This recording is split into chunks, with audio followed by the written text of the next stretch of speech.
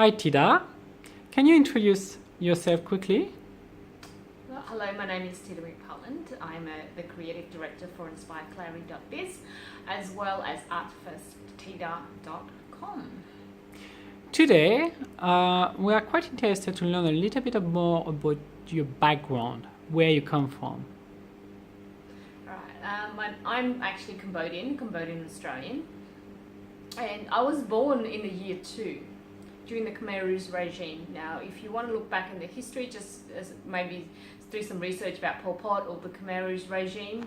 And luckily enough, I was born on the 17th of April 1977, which means that the 17th of April 1975 was the year 0. And back then, because it's a communist, Pol Pot decided that Cambodia needs a reboot and a restart. So he started 17th of April 1977 to be the year 0. So I was born in year 2. Very well.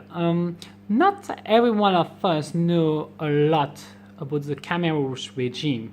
So if you could explore a little bit more of what was the regime about and what was the consequence of that regime upon you and your family.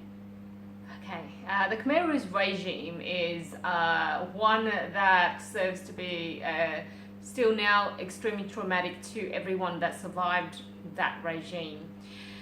The point of that regime is to actually kill off anything that has intelligence. So, i.e. books.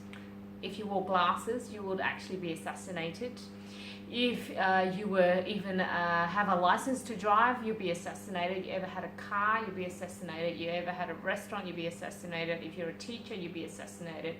If you have any religion, you'd be assassinated. If you come from, was it China or Vietnam, you'd be assassinated. So literally, they've assassinated in total half or 50% of the race within 3 years.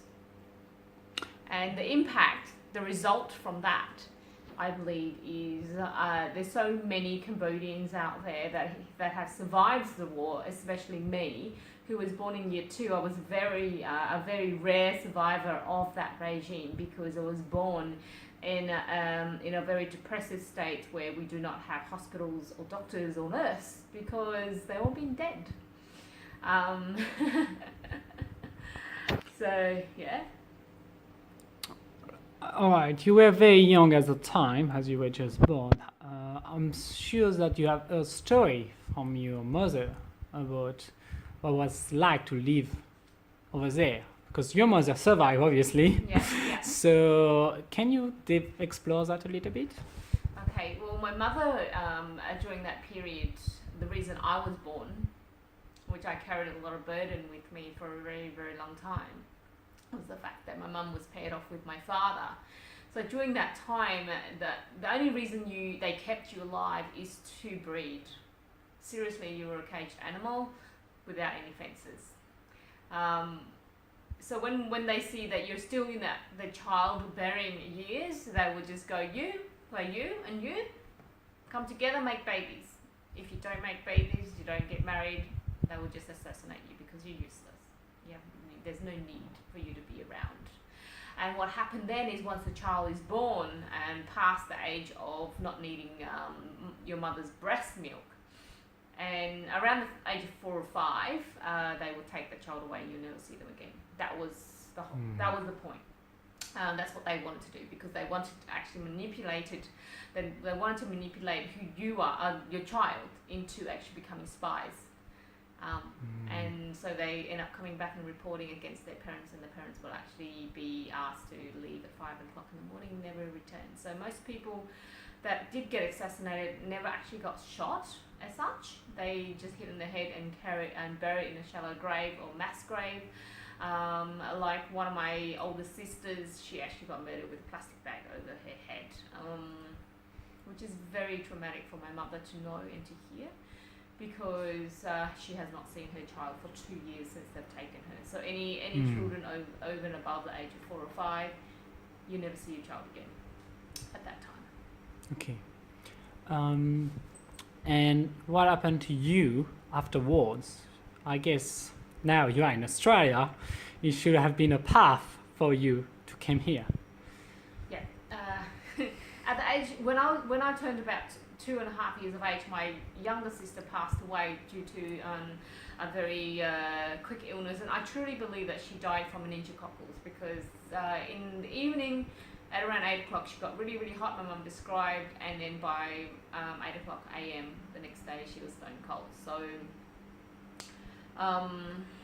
due to that, my father had left my mother,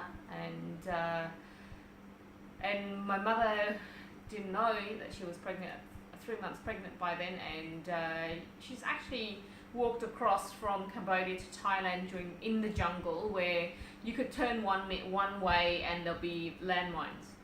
I think they placed more landmines back then than the count of the humans. So even if all the humans stepped on the landmines, there'll still be landmines left in Cambodia. Princess Di actually is one of the advocates, and she went there and helped and raised a lot of money in regards to landmining and clearing landmines. But yeah, luckily enough, my mum is one of the major survivor, and so am I. Lucky to have survived, and we end up in Thailand for 7 years, and I lived in a refugee camp all my life.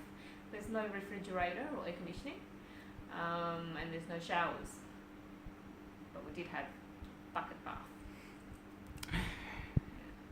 I did get sponsored though by a Catholic church, and I was the lucky one. Again, I've been extremely lucky. We were flown here to Australia on Australia Day in January 26, 1986.